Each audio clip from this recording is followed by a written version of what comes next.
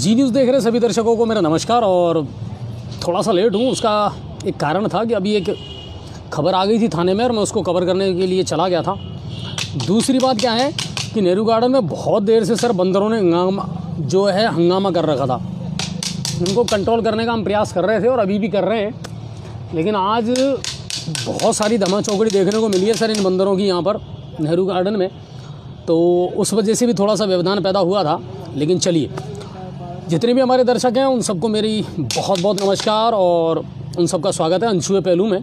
तो जितने भी दर्शक हैं वो फटाफट जुड़ें और शेयर करें खबरों को, क्योंकि 2-3 दिन से हम लगातार एब्सेंट भी थे और कल तो मैंने डाल भी दिया था पेज पर कि कुछ देर बाद में अनछुए पहलू आएगा 8:30 बजे, और बिल्कुल खबरें तैयार भी थी और मैं करना भी चाह रहा था उसको कल, मगर जब मैं उसको लाइव करने वाला था उससे कुछ देर पहले ही जो हमारा पेज है वो अपडेशन पर चला गया और फिर उस अपडेट में लगभग 1 घंटा लग गया, 9:30 बज गए और वो अपडेट कंप्लीट हुआ नहीं। तो इस वजह से उस टेक्निकल एरर की वजह से वो कल का जो अनछुए पहलू था ना वो ड्रॉप करना पड़ा सर। उसके लिए मैं क्षमा प्रार्थी हूँ आप सभी से, पर बिल्कुल मैं ज़रूर करता कल, पर चलिए कोई बात नहीं, उसके लिए एक बार फिर से एक्सट्रीमली सॉरी। चलिए अब बात करते हैं दिन भर की तमाम खबरों की, दिन भर की तमाम अपडेट की। तो जितने भी हमारे दर्शक हैं वो जुड़ें और ज़्यादा से ज़्यादा लोगों को जोड़ें और ख़बरों को साथ के साथ जो है शेयर करते चलें। राज्य स्तर की जो बड़ी खबरें हैं पहले उनकी हम चर्चा करेंगे और उसके बाद में जो अहम मुद्दे हैं उन पर हम बिल्कुल चर्चा करेंगे। सरकार और चिकित्सा विभाग इन दिनों जो है त्योहारों को देखते हुए शुद्ध के लिए युद्ध अभियान जो है वो छेड़ रखा है। यानी सैंपल भरे जा रहे हैं, कहाँ मिलावट हो रही है मिठाइयों में या मावे में, इस चीज़ को लेकर के एक अभियान चला रखा है। हर वर्ष चलता है, जब भी कोई बड़ा फेस्टिवल आता है सरकार बिल्कुल इस ओर ध्यान देती है। लेकिन सबसे बड़ी समस्या ये है कि सरकार इन चीज़ों पर ध्यान त्यौहार के टाइम ही क्यों देती है, ये हमेशा क्यों नहीं रहता, हमेशा इसको कंटिन्यू क्यों नहीं रखा जाता। लेकिन कुल मिलाकर के कार्रवाइयाँ हो रही हैं, दुकानों से सैंपल लिए जा रहे हैं जहाँ भी उन्हें लगता है, और फिर पता नहीं कब इनकी जांच रिपोर्ट आएगी और कब अंदर ही अंदर जो है सारा मामला सेटल हो जाएगा। सच है, बिल्कुल कड़वा सच है, चाहे कोई माने या ना माने, मगर चलता ऐसा ही है। हर वर्ष जब भी त्यौहार आते हैं हलवाइयों की दुकानों का या बड़ी जो दुकानें हैं उनके सैंपल ले लिए जाते हैं, उन सैंपलों को भेज दिया जाता है। कब उनकी जांच रिपोर्ट आती है, कब उन पर कार्रवाई होती है, ये लोगों को पता नहीं चल पाता, तब तक फेस्टिवल चला जाता है। तो शुद्ध के लिए युद्ध अभियान जो पूरे प्रदेश भर में इन दिनों चल रहा है त्यौहार को देखते हुए। और कल भारतीय जनता पार्टी ने पूरे प्रदेश भर में मौजूदा राज्य सरकार के खिलाफ, उसकी कानूनी व्यवस्था, बिगड़ती हुई व्यवस्था, योजनाओं के खिलाफ हल्ला बोल प्रदर्शन किया। गंगापुर सिटी में भी हुआ था पूर्व विधायक मान सिंह गुर्जर के नेतृत्व में, और सरकार की जो नाकामयाबियां हैं वो बताई गई हैं साहब, उनको उजागर किया गया है कि कानून व्यवस्था पूरे प्रदेश की बिगड़ी हुई है। सरकार की जो योजनाएं हैं वो सिर्फ कागज़ों में चल रही हैं, धरातल पर उनका इम्पैक्ट नज़र नहीं आ रहा है। और इसको लेकर के राज्यपाल के नाम ज्ञापन सौंपा गया कल एडीएम महोदय को यहाँ भी, और हर जगह प्रदर्शन किया गया, जिला लेवल पर, तहसील लेवल पर भाजपा के कार्यकर्ताओं के द्वारा। और दुनिया का तीसरा सबसे बड़ा क्रिकेट स्टेडियम बनने जा रहा है राजस्थान में। आरसीए अध्यक्ष जो हैं वैभव गहलोत, वो लगातार उनका एक ड्रीम प्रोजेक्ट है ये, और उसको लेकर के उन्होंने प्रयास करना शुरू भी कर दिया है। और मैं आपको बता दूं कि 100 एकड़ में ये स्टेडियम बनाया जा रहा है और लगभग 75,000 इसकी दर्शक क्षमता रहेगी। और मोटेरा जो है उसकी जैसे 1 लाख क्षमता है, तो उसके बाद में 75,000 की दर्शक क्षमता वाला ये स्टेडियम बनेगा राजस्थान में। 400 करोड़ की इसमें लागत आएगी, 2 फेज़ में, 2 चरणों में इसका काम शुरू होगा, और 100 करोड़ का अनुदान इसको बीसीसीआई के द्वारा मिलेगा। तो उम्मीद ये करते हैं आने वाले 2 साल में, जैसा कि बताया गया है, ये जो स्टेडियम है ये बन करके तैयार हो जाएगा और राजस्थान का क्रिकेट में जो है कहीं ना कहीं एक अलग मुकाम हासिल हो जाएगा, अलग मुकाम मिल जाएगा। एक बात और है, बहुत लंबे टाइम से राजस्थान में जो है इंटरनेशनल लेवल के क्रिकेट नहीं हुए हैं। पहले हुआ करते थे, आईपीएल के कुछ मैचेस भी पहले आयोजित किए गए थे, लेकिन उसके बाद से लगातार जो है एसएमएस स्टेडियम में है, या जो और भी हमारे यहाँ स्टेडियम है, जोधपुर में है बरतपुल्ला स्टेडियम है, वहाँ लगातार अंतर्राष्ट्रीय क्रिकेट की जो मेज़बानी है वो राजस्थान को नहीं मिल पा रही थी। लेकिन वैभव गहलोत के प्रयासों से अब बहुत जल्दी भारत और न्यूजीलैंड के बीच में T20 का मैच है, वो यहाँ देखने को मिलेगा। तो क्रिकेट जो है वो परवान पर फिर चढ़ेगा राजस्थान में, ये हम उम्मीद कर सकते हैं। और सबसे बड़ा स्टेडियम अगर बन जाएगा तीसरा दुनिया का, तो उम्मीद ये करते हैं कि क्रिकेट को कहीं ना कहीं गति ज़रूर मिलने वाली है। रूप सिंह जी, बिल्कुल मैं सारी खबरें बिल्कुल विषयवार और क्रमबद्ध तरीके से आपको बताऊंगा। हम चलेंगे एक एक सब्जेक्ट पर। परीक्षाओं में इंटरनेट बंद है ना, नोटबंदी के बाद में अगर कुछ शब्द सुनने को मिला है ना, तो वो नेटबंदी का मिला है। जैसे ही परीक्षा कोई आयोजित होने वाली हो, राजस्थान सरकार तुरंत आदेश निकाल देती है और राजस्थान में इंटरनेट बंद हो जाता है।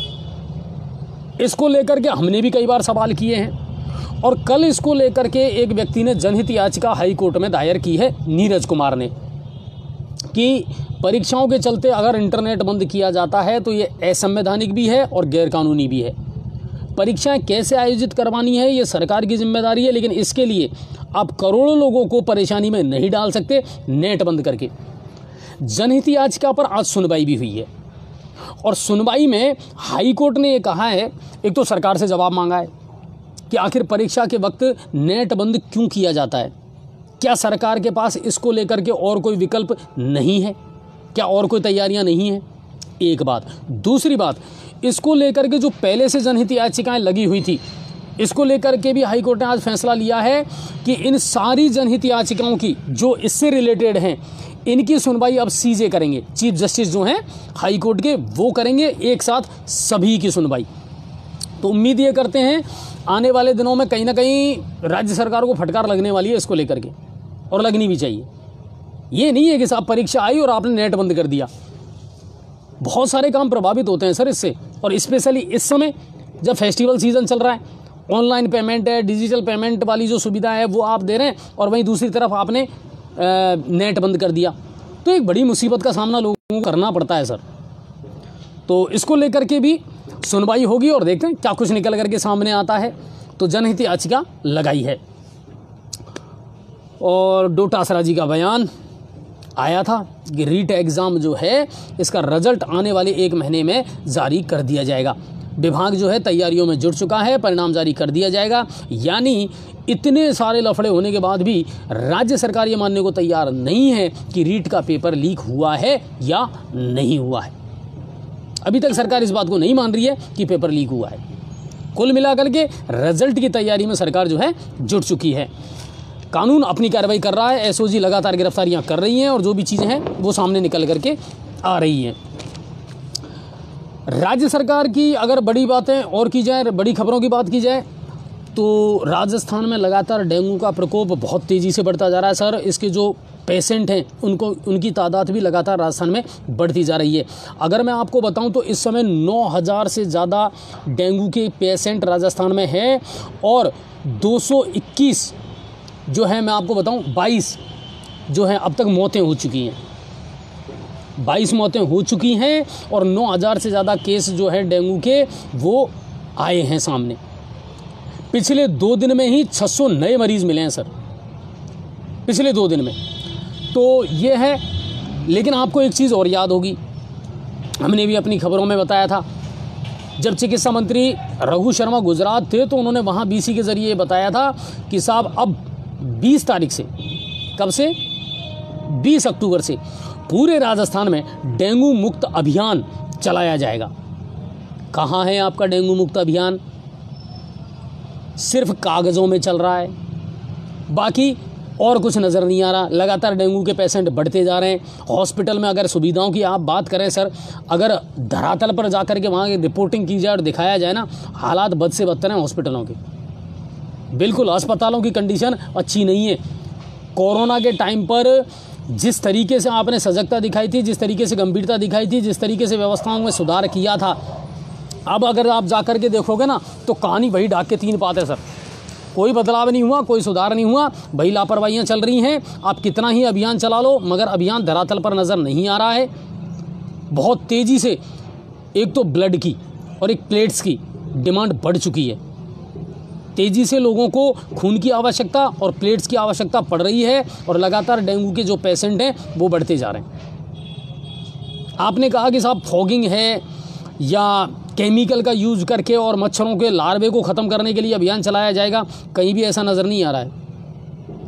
और मुझे तो है ना अब धीरे धीरे ये शक होने लगा है कि ये जो फॉगिंग करवाते हैं ना साहब, इस फॉगिंग में भी मुझे नहीं लगता कि कोई केमिकल है या इससे मच्छरों को कोई आप ख़त्म कर पा रहे हैं या नहीं कर पा रहे हैं। ये कंडीशन है। तो कुल मिलाकर के ये है कि डेंगू मुक्त अभियान जो है राजस्थान में वो चलाने का जो मामला था वो सर सिर्फ कागज़ों में नज़र आ रहा है। बाकी डेंगू के पेशेंट लगातार राजस्थान प्रदेश में बढ़ते जा रहे हैं। इसके अलावा प्रदेश में बहुत जल्द होने वाली है 4,438 कांस्टेबलों की भर्ती। इसके लिए विज्ञप्ति जारी कर दी गई है। आपको मैं बता दूं कि 10 नवंबर से इसके फॉर्म भरे जाएंगे और 3 दिसंबर इसकी लास्ट डेट है। आप फॉर्म अप्लाई कर सकते हैं जो कैपेबल हैं, और दिसंबर या जनवरी में इसकी परीक्षा आयोजित करवा दी जाएगी। तो लगातार बम्पर ड्रॉ निकल तो रहा है भर्तियों के लिए, अच्छी बात है, लेकिन ये सारी चीज़ें इजीली हो जाएं, युवाओं को रोज़गार मिल जाए, ये सबसे इम्पोर्टेंट बात है। इसको लेकर के सरकार को अपनी तैयारियां पूरी रखनी चाहिए। कोई भी भर्ती हो, निराशा हाथ ना लगे बेरोज़गारों को, बस ये ध्यान रखा जाए। कोई भी भर्ती कोर्ट में जाकर के अटक गई या किसी में पेपर लीक हो गया या कहीं ना कहीं कोई भी भर्ती विवादों में फंस जाती है तो फिर भरोसा खोता है, बेरोज़गारों को निराशा होती है। लेकिन अच्छी बात है, आने वाले दिनों में 4,438 पदों पर कांस्टेबल भर्ती परीक्षा आयोजित की जाएगी। सीएम का आज महत्वपूर्ण संबोधन रहा। 4 जगहों का उन्होंने दौरा किया और बहुत सारी चीज़ों पर उन्होंने ध्यान आकर्षित किया जनता का, जनता से रूबरू भी हुए। कोरोना काल के चलते हुए वो थोड़े से उस समय बीसी के ज़रिए या ऑनलाइन ही मुलाकात किया करते थे, लेकिन अब थोड़े से फील्ड में उतरे हैं सीएम गहलोत। महत्वपूर्ण बातें क्या थी वो ज़रूर मैं आपको बताना चाहूँगा, जिन्होंने मेरा ध्यान आकर्षित किया और आप लोगों तक पहुँचाना ज़रूरी था। मुख्यमंत्री गहलोत ने कहा कि कोरोना काल में सबसे बेहतरीन प्रबंध किया है हमारी सरकार ने, यानी मौजूदा कांग्रेस सरकार ने, और हर जगह उसकी तारीफ भी हुई है। ऑक्सीजन प्लांट लगाने की बात हो या दवाइयों के वितरण की बात हो या अस्पतालों में व्यवस्थाएं सुधारने की बात हो, इनको बहुत बेहतरीन तरीके से अंजाम दिया है मौजूदा कांग्रेस की सरकार ने राजस्थान में। इसके अलावा उन्होंने कहा कि उन्होंने बिना भेदभाव के 5 करोड़ रुपए की सड़कें जो हैं उसकी सौगात लोगों को दी है। मैं बता रहा हूं जो उन्होंने कहा है, कितना सही है कितना गलत है, कितनी चीज़ें धरातल पर उतरी हैं, इसका आकलन जनता भी बखूबी कर सकती है। सर सीएम गहलोत जल्द ही हर जिले में जाएंगे भी, ये भी एक महत्वपूर्ण खबर है। सीएम गहलोत बहुत जल्द हर जिले का दौरा करेंगे और लोगों से मिलेंगे, जन समस्याओं को जानेंगे, वहाँ का फीडबैक लेंगे, क्या प्रोग्रेस है किस ज़िले में योजनाओं को लेकर के। तो ये बहुत जल्दी वो प्लानिंग करने वाले हैं। इसके अलावा उन्होंने कहा कि पेंशन की राशि में बढ़ोतरी की गई है और अच्छी सड़कें लगातार बन रही हैं। तो जहाँ बन रही है वहाँ की जानकारी लेना हम ज़रूर कोशिश करेंगे कि साहब कहाँ बन रही हैं ऐसी सड़कें बेहतरीन तरीके से, क्योंकि आपने योजनाएं तो बनाई हैं, आपने सड़कों के लिए पैसा तो दिया है, लेकिन अभी तक वो चीज़ें नज़र नहीं आ रही हैं। वो नज़र आए तो फिर लगे कि हाँ कुछ काम हो भी रहा है। तो वो है, और जल्द ही 29,000 भर्तियाँ शिक्षा विभाग में और की जाएंगी। रीट के बाद में 29,000 भर्तियाँ और हैं जो जल्द से जल्द शिक्षा विभाग करेगा। यानी बेरोज़गारों के लिए पूरी तरीके से जो है वो सरकार सक्रिय है, गंभीर है, और अब ये चीज़ें हो जाएं अप्लाई तो बेहतर रहेगा। किसानों के लिए अलग से बजट होगा, बिल्कुल ये उन्होंने अपने बजट भाषण में भी घोषणा कर दी थी कि किसानों का जो बजट है वो अगले सत्र से अलग पेश किया जाएगा, उसको आम बजट में शामिल नहीं किया जाएगा। तो सीएम गहलोत ने कहा कि किसानों का जो बजट है वो अलग होगा और किसानों के कर्जे माफ़ कर दिए गए हैं। इसमें थोड़ा सा शक है, लगातार आवाज़ उठती आ रही है सर किसानों के कर्जे माफ़ नहीं हुए हैं। आप चाहे कितनी बड़े दावे कर लें, आपने जो सोसाइटी माफ़ की है उनमें से 70% सोसाइटी तो पहले की वसुंधरा सरकार कर गई थी। शेष बची जो सोसाइटियां हैं वो आपने माफ़ की हैं।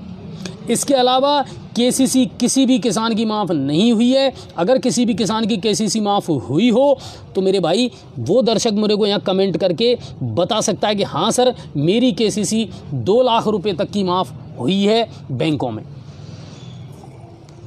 फिर क्यों आप इस तरह के दावे कर रहे हैं? किसान की कर्ज माफ़ी को लेकर के तो लगातार विपक्ष आप पर सवाल उठाता आ रहा है। आप चुप्पी साधे हुए हैं, बार बार उसी चीज़ को कह रहे हैं कि साहब किसानों की कर्ज माफ़ी कर दी। किसानों की कर्ज माफ़ी हुई कहाँ है सर? आपने सोसाइटी माफ़ की है, और सोसाइटी भी पहले की वसुंधरा सरकार कर गई थी 70-80%। तो शेष बची जो राशि है सोसाइटी की, वही आपने माफ़ की है। इसके अलावा और कोई किसान का कर्जा माफ़ नहीं हुआ है, जबकि आपने वादा किया था। संविदा कर्मियों को परमानेंट नियुक्ति देने का वादा भी आपने किया था, वो भी नहीं हुई है।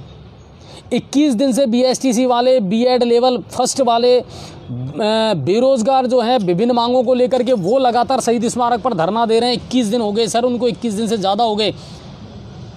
कौन सी काली दीपावली उनकी मनवाना चाह रहे हो आप वहाँ पे? इस चीज़ पर भी आपको ध्यान देना पड़ेगा।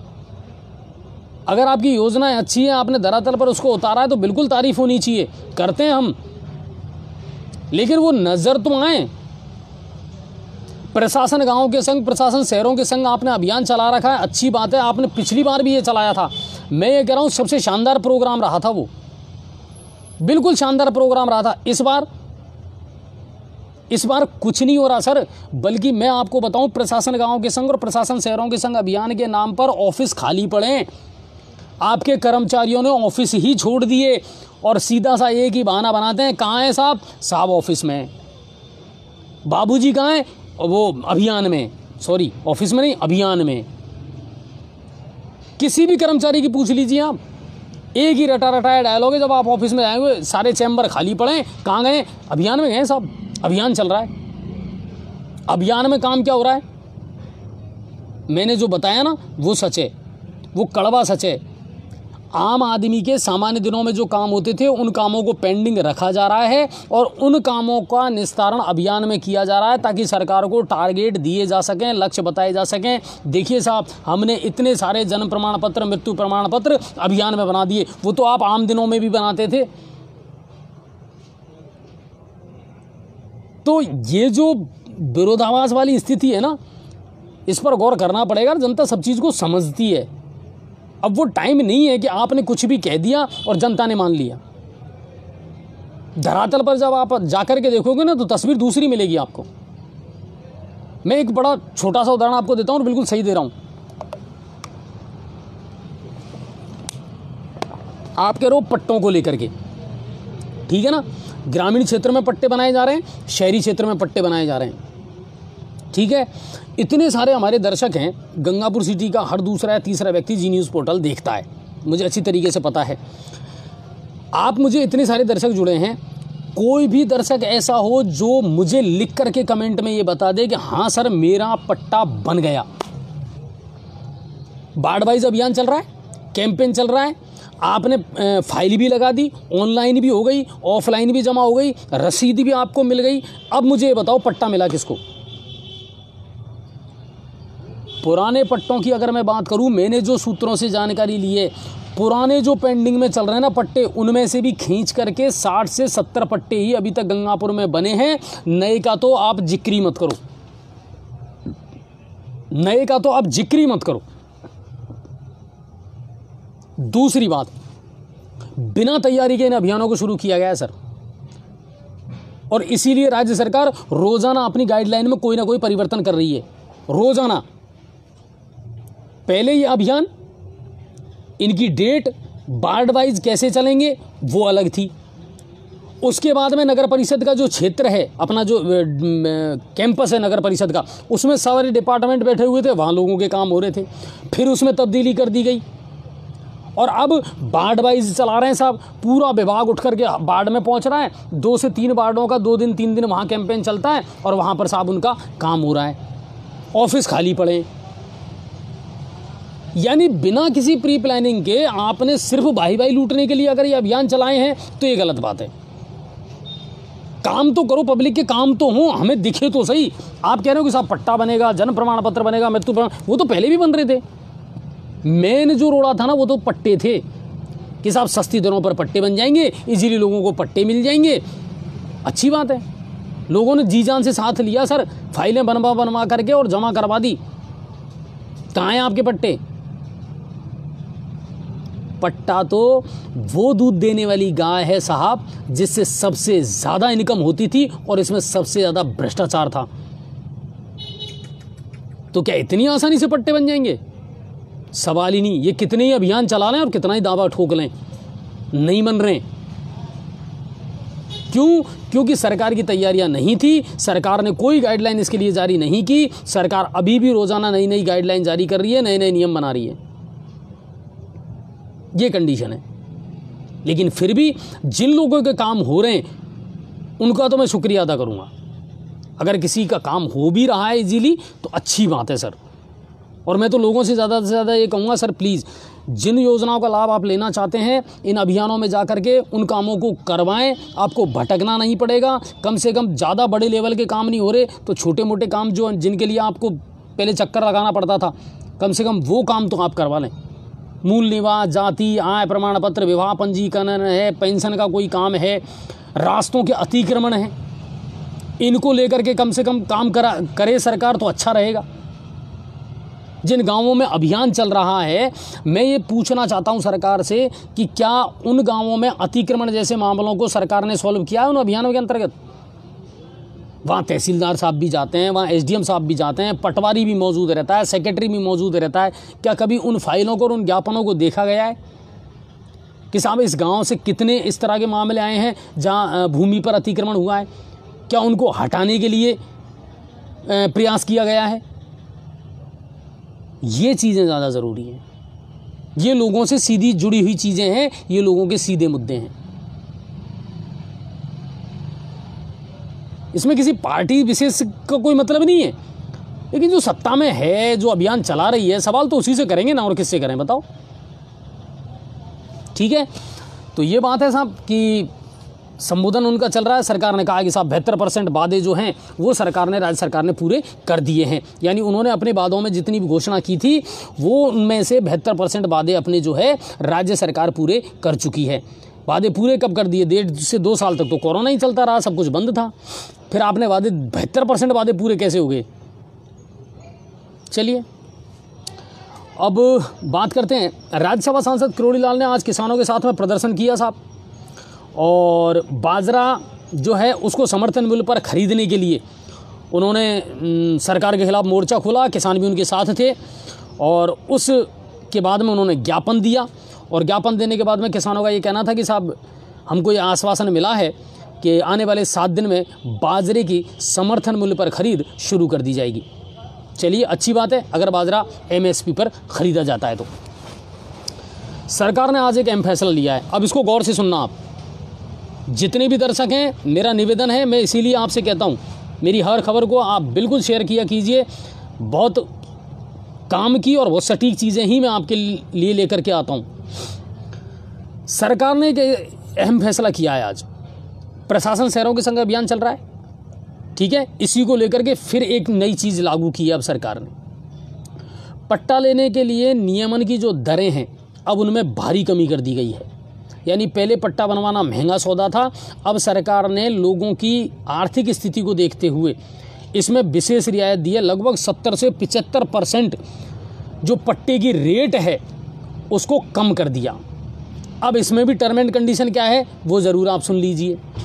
दरअसल इसमें यह किया है कि कृषि भूमि पर बसी कॉलोनियों के लिए नई दरें लागू कर दी गई हैं। एग्रीकल्चर जो लैंड थी और जहां अब आबादी क्षेत्र बन गया, कॉलोनियाँ बस गई है, ये उनके लिए है कि उसमें एकदम तेज़ी से जो है जो कीमतें हैं, है ना, रसीद जो है वो कम कर दी गई है। और मैं आपको बताऊं कि नगर पालिका में 50 और नगर परिषद में 75 रुपये प्रति वर्ग मीटर के हिसाब से अब पट्टे की रसीद काटी जाएगी। ठीक है, नगर पालिका में 50 रुपये, नगर परिषद में 75 रुपये प्रति वर्ग मीटर के हिसाब से नियमन की जो नई दरें हैं वो लागू कर दी गई हैं। 300 वर्ग मीटर तक के भूखंडों के लिए ही ये नियम लागू होगा, ये नई दरें लागू होंगी। ठीक है, तो ये एक नया संशोधन करा है और मैं ये समझता हूँ कि ये बहुत बड़ी राहत है सर लोगों के लिए, बहुत बड़ी। एकदम पट्टे बनवाने की जो रसीद है ना उसमें बहुत तेज़ी से कमी आएगी। बाकी पेज पर आप इसकी डिटेल पूरी पढ़ सकते हैं। ठीक है, और प्रदेश में अब सर्दी बढ़ने लगी है। बिल्कुल एहसास होने लगा है। रात का जो तापमान है उसमें तेज़ी से गिरावट होने लगी है और लगभग 20 ज़िले ऐसे हैं जिनमें 20 डिग्री सेल्सियस से भी कम तापमान रिकॉर्ड किया जा रहा है इन दिनों। तो लोगों ने कूलर पंखे बंद कर दिए हैं, लेकिन मच्छरों का प्रकोप है तो मजबूरी में चलाने पड़ते हैं, सब क्या करें। तो सर्दी का सितम बढ़ने लगा है। पेट्रोल और डीजल की कीमतें क्या कहना साहब, केंद्र सरकार ने तो ऐसे कान बंद कर लिए जैसे पेट्रोल और डीजल से और आम जनता से मतलब ही नहीं है। लगातार कीमतें पेट्रोल और डीजल की बढ़ती जा रही है। आज भी 37 पैसे पेट्रोल और डीजल पे बढ़े। किसी ने सोचा नहीं था कि पेट्रोल कभी 115 रुपये हो जाएगा और डीजल जो है वो 107 रुपये की समथिंग हो जाएगा। ये मौजूदा दरें हैं आज पेट्रोल और डीजल की। 115 रुपये से ज़्यादा की कीमत तो हो गई है पेट्रोल की, 115.94 पैसे और 107.22 ये हो गई डीजल की कीमतें। अब आप बताओ, किसान की बुआई का टाइम है, अपनी अगली फसल की वो तैयारी कर रहा है और डीजल उसको इतना महंगा पड़ रहा है। किसान को राहत मिली कहाँ? ट्रांसपोर्टेशन महंगा हो जाएगा, खाद्य पदार्थ महंगे हो जाएंगे, मगर सरकार की, केंद्र सरकार की तरफ से एक बयान इसको लेकर के अब तक नहीं आया है। मुझे बड़ा आश्चर्य हो रहा है और बड़ी शर्मिंदगी वाली बात है कि जिसको ये कहा जाता था ना कि साहब केंद्र सरकार बहुत संवेदनशील है, अभी तक एक शब्द केंद्र सरकार ने इसको लेकर के ये नहीं कहा है कि क्यों नहीं हो पा रहा है, पेट्रोल की कीमतें बेहताशा क्यों बढ़ रही हैं, क्रूड ऑयल की कीमतों में इतनी कैसी तेज़ी हो गई भाई। अब से पहले भी कच्चे तेल की कीमतें बढ़ती थी सर, लेकिन पेट्रोल ने कभी इतना 100 का आंकड़ा तो कभी पार नहीं किया। लेकिन सरकार, केंद्र सरकार ने बिल्कुल चुप्पी साध रखी है इस मामले को लेकर के। अभी तक गैस की कीमतें लगातार बढ़ती जा रही हैं। कोरोना के काल से लोग निकल नहीं पाए हैं और महंगाई अलग उनकी कमर तोड़ रही है। सरकार को संवेदनशीलता दिखानी चाहिए केंद्र सरकार को, और इसको लेकर के एहतियातन जो कदम उठाए जाने चाहिए वो उठाने चाहिए। बिल्कुल बहुत स्पष्ट रूप से मैं इस बात को कह रहा हूं कि केंद्र सरकार इन चीज़ों से मुंह नहीं फेर सकती है। बिल्कुल सही कह रहे हैं नहीं भाई आप, खाने का तेल 190 सर, खाद्य तेल, सरसों का तेल जो है, लेकिन सरसों की कीमतें आप देख लो। तो ये जो चीज़ें, जिन चीज़ों में इतनी तेज़ी से इजाफा हुआ है, सरकार को कहीं ना कहीं इस तरह की नीतियां बनानी चाहिए कि कोरोना काल के बाद में लोगों की अर्थव्यवस्था वैसे ही खराब पड़ी है, बहुत सारे लोग बेरोजगार हो गए, इकोनॉमिकल कंडीशन ठीक नहीं है, उसके बावजूद भी अगर लगातार कीमतें बढ़ती जा रही हैं और सरकार चुप है, तो इससे सरकार की नीयत पर कहीं ना कहीं सवाल खड़े होते हैं। केंद्र सरकार को इस बारे में गंभीरता से विचार करना चाहिए कि आखिर गड़बड़ है कहाँ और सरकार क्यों इन पर मौन साधे हुए है। और प्रदेश में आज शिक्षा विभाग ने पहले ही घोषणा कर दी थी कि 29 तारीख से लेकर के और 7 तारीख तक मध्यावधि अवकाश जो है, दीपावली का अवकाश है, वो आज से शुरू हो गया। सरकारी स्कूलों में तो छुट्टियां आ गई, निजी स्कूल अभी बंद हुए नहीं हैं, बिल्कुल चालू हैं अभी तक वो, और शायद वो सोमवार से छुट्टी करेंगे, लेकिन अभी 2 दिन का स्कूल है तो वो तो चलाएंगे साहब अभी, ठीक है। तो मध्यावधि अवकाश जो है उसकी घोषणा सरकार ने पहले ही कर दी है। 8 नवंबर को विद्यालय वापस खुलेंगे नए समय पर। पहले अमूमन क्या होता था, अक्टूबर में समय बदल जाया करता था, लेकिन इस बार नहीं बदला गया है और ये 8 नवंबर से अब समय बदल दिया जाएगा विद्यालयों का, ठीक है साहब। ये है, तो ये तो प्रदेश की बड़ी खबरें थी। T20 का वर्ल्ड कप चल ही रहा है।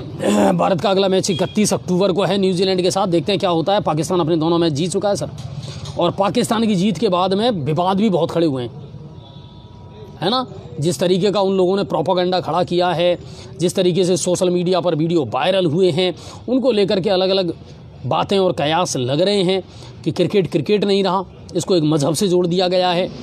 तो ये चीज़ें अच्छी नहीं हैं। हर चीज़ में धर्म घुसेड़ देना या हर चीज़ में राजनीति घुसेड़ देना, ये अच्छी चीज़ें नहीं है। खेल है, खेल को खेल ही रहने दें और मनोरंजन तक ही सीमित रहें तो ज़्यादा बेहतर होगा। बहुत सारी चीज़ें हैं, इस पर एक्सपर्ट से लेकर के बात ज़रूर हम करेंगे। कोशिश मैं ज़रूर करूँगा कि एक शानदार सा प्रोग्राम आपके लिए लेकर के आऊँ। तो ये है। और अब बात करते हैं करौली की। करौली से आज की जो ताज़ा खबर आई है वो है कि करौली के गांव गूलरघटा का एक मामला सामने आया है, जिसमें संदिग्ध अवस्था में एक अधेड़ की लाश पुलिस को मिली थी और उसके बाद में जो है पुलिस ने तत्परता दिखाते हुए 24 घंटे में ही इस पूरे मामले का खुलासा कर दिया है। जो मृतक था उसकी पत्नी, भाई और पुत्र ने मिलकर के ही उसकी हत्या की थी। अधेड़ जो है आपको मैं बताऊं, किरोड़ीलाल माली, उसका शव पुलिस को मिला था और पुलिस ने जब गहनता से इसकी जांच की तो ये तीनों आरोपी जो हैं परिजन यही उसमें संलिप्त पाए गए थे। आरोपियों को गिरफ्तार कर लिया गया है और इन आरोपियों ने गुपचुप तरीके से जो मृतक है उसका अंतिम संस्कार भी कर दिया है और पीट करके इसकी हत्या की गई थी। मामला क्या था ये पुलिस जांच का विषय है और जल्द ही ये चीज़ें भी सामने आ जाएंगी। अवैध बजरी के खिलाफ भी करौली पुलिस ने कार्रवाई की है और बजरी से भरी हुई 4 ट्रैक्टर ट्रॉली और एक खाली ट्रैक्टर है उसको जब्त किया है, लेकिन आरोपी मौके से फरार हो गए। अभी तो तुम्हारा बजरी का मामला ही नहीं सलटा पा रही सरकार, है ना। देखो तुम कितनी हास्यास्पद स्थिति है। बजरी बंद है ना, मगर बजरी बंद नहीं है, बजरी फिर भी चालू है। पुलिस पकड़ रही है ना, लेकिन पुलिस फिर भी नहीं पकड़ रही है, बजरी फिर भी आ रही है। मतलब चल क्या रहा है? इतना घिनौना और गंदा मजाक लोगों के साथ में। वही बजरी जो कभी 5,000, 3,000, 4,000 की मिला करती थी आज 14,000 और 15,000 में मिल रही है। क्या सरकार को पता नहीं है कि बजरी का चल रहा है? लेकिन सरकार की टैगलाइन है अवैध खनन है साहब। अवैध खनन है तो कहू कैसे रहा है? हो रहा है तो आपको सिर्फ 10 दिन में, 20 दिन में, महीने में जाकर के 1-2 ट्रॉलियां पकड़ में आती है, और क्यों नहीं पकड़ते? बंद करो ना पूरे को सख्ती के साथ। पुलिस का भी बदनामी हो रही है इसमें। जल्द से जल्द बजरी को लेकर के सरकार को फैसला लेना चाहिए सर। आपके काम नहीं रुक रहे, सरकारी योजनाएं नहीं रुक रही, सरकारी भवन और इमारत बन रहे हैं, तो फिर ये सारी गाज आम आदमी पे क्यों गिर रही है? आम आदमी को वही बजरी 14,000 और 15,000 में मिल रही है। सारे काम आपने रोक करके पटक रखे हैं, रिजल्ट कुछ निकल नहीं रहा, निस्तारण कुछ हो नहीं रहा और बजरी माफिया अलग पनप रहा है, उनको भी आप बदनाम कर रहे हो, पुलिस भी बदनाम हो रही है और कोई और करना चाहिए गहनता से, गंभीरता के साथ में। सवाई माधोपुर की बात करते हैं तो जिले में जल जीवन मिशन के तहत 382 गांवों के लिए 314 जल परियोजनाओं की स्वीकृतियां जारी कर दी गई हैं। वैसे आपको मैं बता दूं, जल जीवन मिशन के अंतर्गत राजस्थान सरकार की जो परफॉर्मेंस है वो बहुत कमजोर और बहुत वीक चल रही है। सरकार कितने बड़े दावे कर ले, लेकिन अभी तक राजस्थान सरकार जल जीवन मिशन योजना के अंतर्गत बिल्कुल फेलियर चल रही है। कारण यह है टारगेट जितना था उस लक्ष्य से बहुत पीछे चल रही है अभी तक। मैंने कल परसों आपको आंकड़े भी दिए थे, 2-3 दिन पहले जब मैंने अपनी लाइव की थी तब आंकड़े भी दिए थे कि क्या मामला है। इसको लेकर के सरकार की प्रोग्रेस जो है अन्य राज्यों की तुलना में ज़्यादा अच्छी नहीं है राजस्थान सरकार की।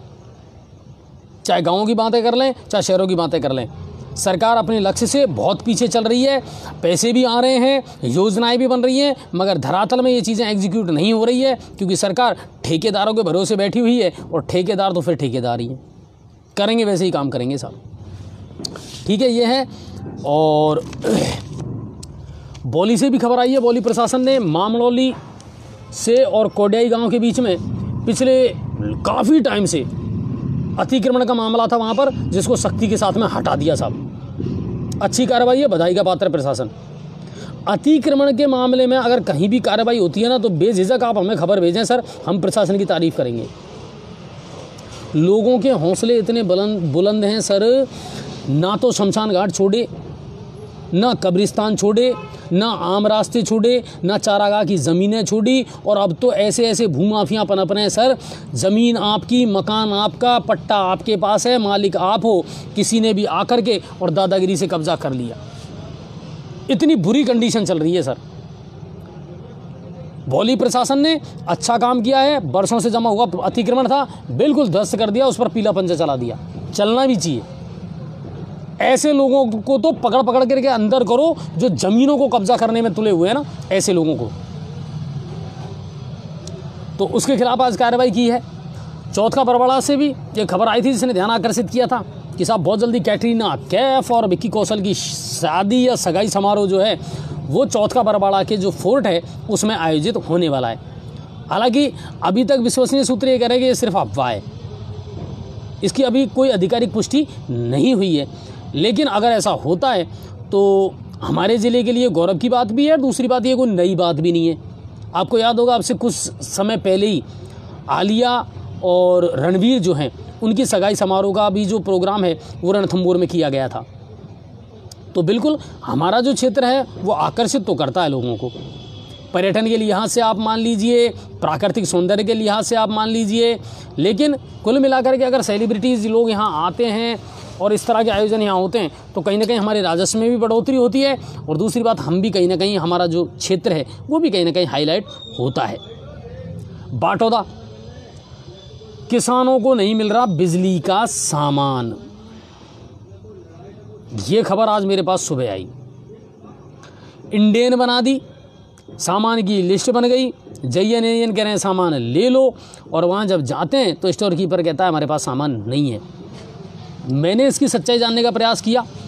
एक्सीएन महोदय से जब मैंने इस बारे में बात की तो उनका कहना है कि सिवाय पोल के हमारे पास सारा सामान अवेलेबल है। स्टोर कीपर से मैंने मालूमात की तो उनका कहना है कि नहीं साहब, हमारे पास तो सारा सामान अवेलेबल है, अगर कोई आएगा तो हम ज़रूर देंगे। तो फिर बाटौदा क्षेत्र में ऐसा क्यों हो रहा है, बामनवास क्षेत्र में ऐसा क्यों हो रहा है? क्योंकि वहाँ के जयन और अय्यन जो हैं वो शायद इन चीज़ों को गंभीरता से नहीं ले रहे हैं और वो बेवजह जनता को परेशान कर रहे हैं। बाटौदा क्षेत्र से और बामनवास क्षेत्र से लगातार बिजली विभाग की शिकायतें आ रही हैं कि वहाँ जो उच्च अधिकारी हैं वो अपने कार्य में लापरवाही कर रहे हैं, और इसकी शिकायत आज मैंने एक्सीएन महोदय को भी भेज दी है। उम्मीद करता हूँ एक्सीएन महोदय जल्द से जल्द इस पर एक्शन लेंगे। जब सामान आपके पास अवेलेबल है तो किसानों को समय पर सामान अवेलेबल करवाया जाना चाहिए, ये आपकी जिम्मेदारी है। चलिए अब बात करते हैं गंगापुर सिटी की, हमारे शहर और उसके आसपास की क्या खबरें हैं। सर शेयर बहुत कम लोग कर रहे हैं, तो शेयर करते रहें ताकि हर खबर हर व्यक्ति तक पहुंचे। दूर दराज में बहुत सारे लोग बैठे हैं सर, जो अनछुए पहलू का इंतज़ार भी करते हैं और दिन भर की खबरों का इंतज़ार भी करते हैं कि साहब हमको पूरी खबरें मिल जाया करेंगी। गंगापुर सिटी, सुबह सुबह एक लाइव चलाया था पदम जी ने, हालांकि मेरे पास तुरंत वो न्यूज़ आई थी और मैंने तुरंत पदम जी को भेजा कि पदम जी आप पहुंचिए। केंद्रीय विद्यालय डिमशा में कार्यरत एक शिक्षक और एक शिक्षिका की संदिग्ध परिस्थितियों में मौत हो गई। स्टाफ ने सूचना दी पुलिस को और पीलोदा थाना जो पुलिस है वो मौके पर पहुंची और दोनों शवों को अपने कब्जे में लिया। अध्यापक अमित मीणा देवली टोंक का रहने वाला था और शिक्षिका मीनाक्षी चौधरी वो फतेहाबाद यूपी की रहने वाली थी। दोनों यहीं आवासों में रह रहे थे और यहीं शिक्षण कार्य कर रहे थे। किन परिस्थितियों में मौत हुई ये पुलिस जांच का विषय जरूर है, लेकिन प्रथम दृष्टि में ये मामला प्रेम प्रसंग का माना जा रहा है। जिस तरह की फ़ोटो वहाँ से आई है हमारे पास में, ये लग रहा था कि कहीं ना कहीं ये प्रेम प्रसंग से जुड़ा हुआ मामला है। शिक्षक अमित मीणा शादीशुदा था, 3 साल की बेटी है उसके, जबकि शिक्षिका मीनाक्षी जाट वो भी शादीशुदा थी और 6 साल के बेटे के साथ में यहाँ आवासीय विद्यालय केंद्रीय विद्यालय में वो रह रही थी और अध्यापन का काम कर रही थी। पुलिस ने दोनों को और स्टाफ ने पहले ही परिजनों को सूचना दे दी। समय पर परिजन भी पहुंच गए और शव का पोस्टमार्टम करवा करके सबको, दोनों के ही शव जो है वो परिजनों को सौंप दिए गए हैं। तो ये दुखद घटना हुई है केंद्रीय विद्यालय डिमशा में, जहां एक शिक्षक और एक शिक्षिका की संदिग्ध परिस्थितियों में मौत हो गई। और मैं एक बार फिर बता दूं, शिक्षक अमित मीणा देवली टोंक का रहने वाला था, जबकि शिक्षिका मीनाक्षी जाट जो है वो फतेहाबाद यूपी की रहने वाली थी और दोनों ही विवाहित थे। और अमित अपने परिवार के साथ यहाँ रहता था। प्रशासन शहरों के संग अभियान गंगापुर सिटी में चल रहा है। अलग अलग वार्डों में शिविर लगाए जा रहे हैं। सभापति शिवरतन जी जो हैं वो लगातार निरीक्षण भी कर रहे हैं और आज उन्होंने वार्ड नंबर 12, 13, 14 का निरीक्षण किया, अधिकारियों से फीडबैक लिया और उन्होंने ये साफ कहा है कि पहले तो जो सबसे पहले पुराने जो पट्टों के मामले हैं उनका निस्तारण किया जाए। पुराने जो मामले चल रहे हैं उनका निस्तारण किया जाए। गंगापुर सिटी में ऐसे ऐसे मामले हैं सर, 20-20 साल, 21-21 साल हो गई लोगों को पट्टों के लिए चक्कर लगाते लगाते, मगर पट्टे नहीं बने। अब जो ये अभियान चला रहे हैं इसमें लोगों की उम्मीदें जगी हैं, अब पट्टे मिल जाएंगे, आसानी से बन जाएंगे, बहुत कम पैसा लगेगा। मगर इतना आसान है नहीं साहब, जितना आसान आप समझ रहे हो ठीक है, पापड़ पूरे बेलने पड़ेंगे, चप्पलें पूरी घिसनी पड़ेंगी, क्योंकि ये चक्कर ऑफिसों का है। इतनी आसानी से आपको पट्टे मिल जाएंगे, ये हो नहीं सकता। प्रशासन गांव के संग है, वहाँ भी कहानी यही है, पट्टे मिल तो रहे हैं मगर कन्फ्यूज़न की स्थिति है। कई चीज़ें हैं जो सामने आ रही हैं। अभी मनोज जी कह रहे हैं सर LKG और नर्सरी की अर्धवार्षिक परीक्षा है, क्या उसमें भी नेटबंदी होगी क्या? बिल्कुल होनी चाहिए मनोज जी, बहुत शानदार बात आपने कही है, क्योंकि सरकार को ले दे करके और कुछ नहीं मिलता। जब भी परीक्षा होती है नेट बंद कर दो, पेपर लीक हो सकता है, और पेपर लीक हो गया तो सरकार मानेगी नहीं, तो फिर नेट बंद कर क्यों रहे हो भाई? जब आपको पता है कि साहब पेपर तो लीक होगा, मानना हमको है नहीं, परीक्षा आप करवा ही रहे हो, रिजल्ट आपको निकालना है ही, तो नेट बंद करने से क्या होगा? काहे को नेट बंद कर रहे हो? तो ये चीज़ है।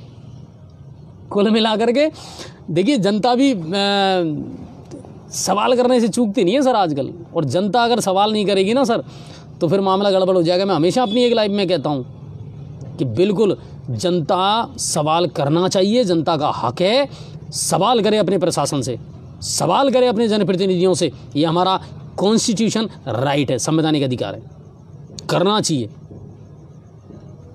ठीक है, तो ये है। तो पट्टों का काम चल तो रहा है, लेकिन कार्यालय खाली पड़े हैं और मुझे नहीं लग रहा कि कोई काम हो रहा होगा। अंदर की बात मैं आपको बता चुका हूँ, फिर बता देता हूँ। पुराने पट्टे जो है ना, वो 2 अक्टूबर से अभियान शुरू हुआ है और आज तारीख चल रही है 29, यानी लगभग 1 महीने होने को आए। ये मान लीजिए आप, 1 महीने में प्रोग्रेस क्या है? पुराने पट्टे हैं वो 50 से 60 बने हैं, नए पट्टों का अता पता नहीं है। अखबारों में निकल जाती है 7 दिन में, 15 दिन में कोई ना कोई आपत्ति के लिए, बस, बाकी ज़्यादा कुछ हो नहीं रहा है। सच कह रहा हूँ, चाहे कड़वा लगे, कैसा भी लगे बुरा, मुझे कोई फ़र्क नहीं पड़ता। भीड़ और अतिक्रमण, सभापति महोदय से भी मैंने सवाल करा था कि साहब दीपावली का बड़ा त्यौहार आ रहा है, पुलिस प्रशासन से हम बार बार निवेदन कर रहे हैं, मगर मुझे ऐसा अभी तक कुछ नज़र आया नहीं साहब। भीड़ बेहताशा बढ़ती जा रही है और इसके लिए व्यापारी भी जिम्मेदार है। CLG की मीटिंग में चले जाते हो, चाय नाश्ता करके आ जाते हो, अपने सुझाव दे आते हो, मगर क्या वो सुझाव अमल में लाए जाते हैं, इसकी तस्दीक की आपने कभी? बार बार हम व्यापारी भाइयों से ये कहते हैं, CLG की मीटिंग में भी जब IG प्रसन्न खमेसरा जी जब आए थे, उन्होंने कहा था कि साहब दिन में अपना माल मंगवाना बंद कर दो आप ट्रांसपोर्ट से, मगर अभी भी व्यापारी नहीं सुधर रहे। बाजार में जगह आपने वैसे ही नहीं छोड़ी है, ठेले लगा लगा करके और अतिक्रमण कर करके, ठीक है। और फिर दिन में जब आप मंगवाते हो ठेले और इनसे सामान, तो रास्ता वैसे ही बंद हो जाता है। आप खुद जिम्मेदार हैं, बिल्कुल मैं खुल करके कह रहा हूँ, व्यापारी भाई खुद जिम्मेदार हैं अतिक्रमण के लिए, भीड़ के लिए। तो ये कंडीशन है। पुलिस की अभी तक कोई व्यवस्था नहीं है किसी प्रकार की, मुझे कोई नज़र नहीं आ रही। चाहे हायर सेकेंडरी में खादी का मेला लग रहा हो, चाहे पुरानी अनाज मंडी में कोई मेला लग रहा हो, चाहे बाज़ार में कोई भीड़ हो, चाहे पार्किंग का मामला हो, लड़ाई झगड़ों का मामला हो, लेकिन अभी तक कहीं भी पुलिस की या अतिरिक्त कोई भी सुरक्षा व्यवस्था मुझे नज़र नहीं आई है। क्यों नहीं आ रही भगवान जाने। ठीक है साहब। और दीपावली की रौनक अब नज़र आने लगी है। बड़े बड़े शोरूम, बड़े बड़े प्रतिष्ठान जो हैं वो सजने लगे हैं, रोशनियां उनमें होने लगी है। व्यापार की अगर मैं बात करूं तो कल मैंने बहुत सारा जो है वो मालूम करने का प्रयास किया। तो व्यापारी भाइयों का ये कहना था कि साहब उम्मीद ये थी कि साहब व्यापार बूस्ट करेगा, तेज़ी से अब थोड़ा सा बिजनेस बढ़ेगा, लेकिन ऐसा कोई इम्पैक्ट अभी भी बाज़ार में नज़र आ नहीं रहा है। व्यापारी उदास हैं, थोड़े से निराश हैं। बहुत सारे व्यापारियों का ये कहना था कि साहब हमने इसी चीज़ को देखते हुए हमने माल नया ज़्यादा मंगवाया भी नहीं और ज़्यादा पैसा फंसाया भी नहीं है। ऑटोमोबाइल सेक्टर की बात की जाए तो अब इलेक्ट्रॉनिक बाइक है वो बहुत तेज़ी से आ रही हैं गंगापुर में, और उनके शोरूम भी लगातार तेज़ी से खुल रहे हैं, क्योंकि साहब क्या करें, पेट्रोल डीजल की कीमतें तो कम हो नहीं रही है। तो लोगों का ध्यान जो है ना अब वो ई-व्हीकल्स पर भी जा रहा है, लोग उसकी तरह मुखातिब हो रहे हैं। लेकिन उम्मीद ये करते हैं, देखिए 4 नवंबर की दीपावली है और उसके बाद में फिर 14 नवंबर से हो जाएगा शादियों का सीज़न शुरू।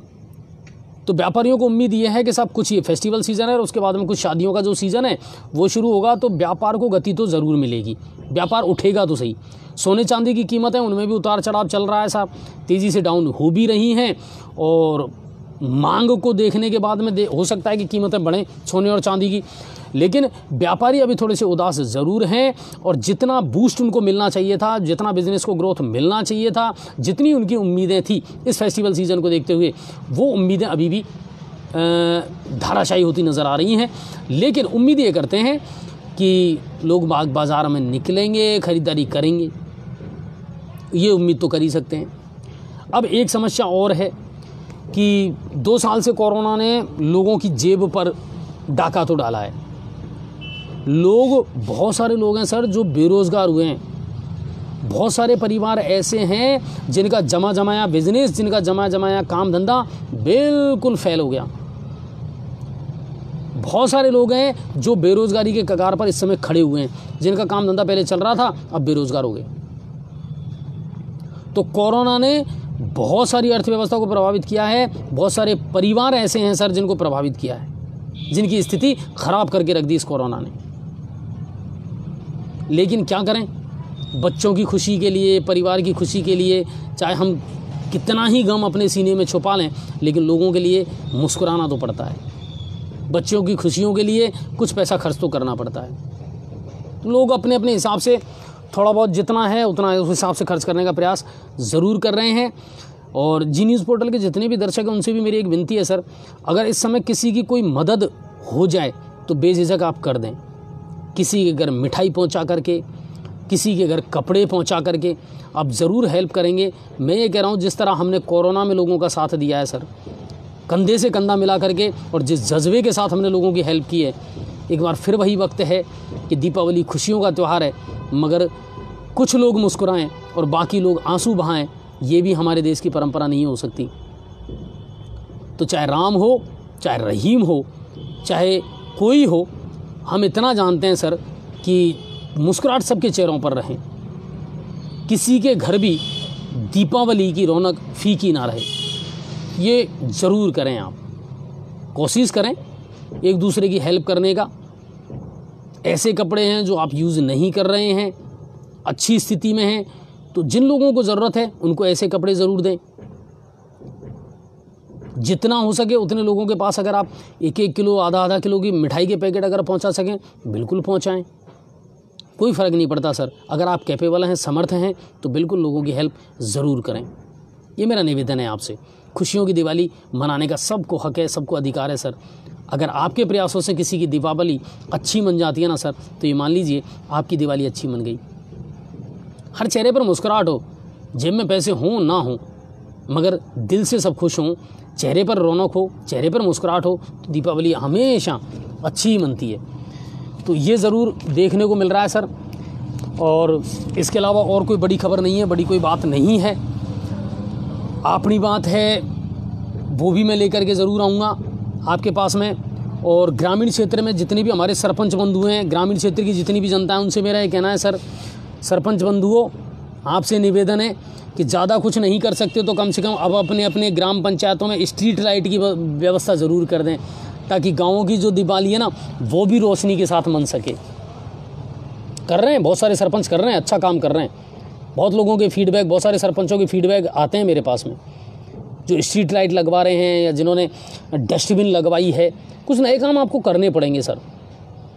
ठीक है, अब धीरे धीरे स्थिति सामान्य हो रही है, बजट भी आप लोगों के लिए थोड़ा बहुत आ ही रहा है, 10 लाख तक के वित्तीय अधिकार आप लोगों को मिल चुके हैं। तो जितने भी सरपंच हैं उनसे मेरा निवेदन है कि अब गाँव में रोशनी की व्यवस्था आप करें, पोल्स पर स्ट्रीट लाइट लगवाएं और दीपावली में 4 चांद लगाएं। तो इन कामों को, इन प्रयासों को आप ज़रूर करें, ठीक है।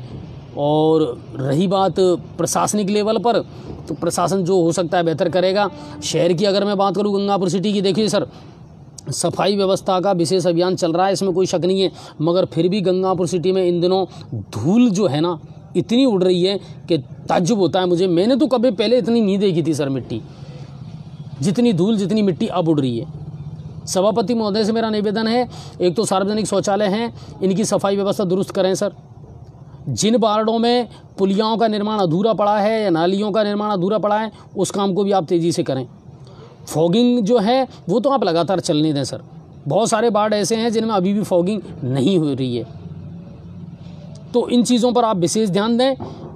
बाकी जितने लोग हैं साफ़ सफाई व्यवस्था में लगे हुए हैं, बिल्कुल करें और अपने परिवार के साथ हंसी खुशी के साथ में इस त्यौहार को सेलिब्रेट करें जैसी बनती है, कोई दिक्कत नहीं है सर। ये जीवन का चक्र है, चलता रहेगा, और ये जीवन जो है ना, ज़िंदगी जो है, इससे उलझने की बजाय ये तो हर रोज़ आपके लिए नया सवाल खड़ा करेगी, तो क्या उलझना। तो बिल्कुल अच्छे तरीके से मनाएं। और मैं एक बार फिर रिक्वेस्ट करूँगा, आप अपने व्यापार का, अपने प्रतिष्ठान का, अपनी संस्था का प्रमोशन करना चाहते हैं, विज्ञापन देना चाहते हैं, तो बिल्कुल जी न्यूज़ पोर्टल का प्लेटफॉर्म जो है ना, वो आपके लिए अवेलेबल है। लाखों लोगों तक अपनी बात पहुंचा सकते हैं आप, लाखों लोगों तक अपने व्यापार को पहुंचा सकते हैं आप। डेफिनेटली हम आपकी पूरी मदद करेंगे, पूरी हेल्प करेंगे। अपने इस पोर्टल के माध्यम से, अपने इस प्लेटफॉर्म के माध्यम से आप लोगों से सीधे जुड़ सकते हैं, तो आपको बहुत बूस्ट मिलेगा और आपके व्यापार को यकीनन नई ऊंचाई ज़रूर मिलेगी। आने वाले दिनों में हम भी कुछ नए प्रोग्राम लेकर के आने वाले हैं और कोशिश यही करते हैं आपको हर खबर दिखाएं, तमाम अपडेट दिखाएं, और ज़्यादा से ज़्यादा कोशिश करते हैं कि आपकी समस्याओं का समाधान हो जाए। बस यही हमारा प्रयास रहता है कि कैसे भी होता रहे पर आपकी समस्याओं का समाधान होता रहे। चलिए, आप सबका बहुत बहुत धन्यवाद, और ख़बरों को ज़्यादा से ज़्यादा लाइक और शेयर ज़रूर किया करें।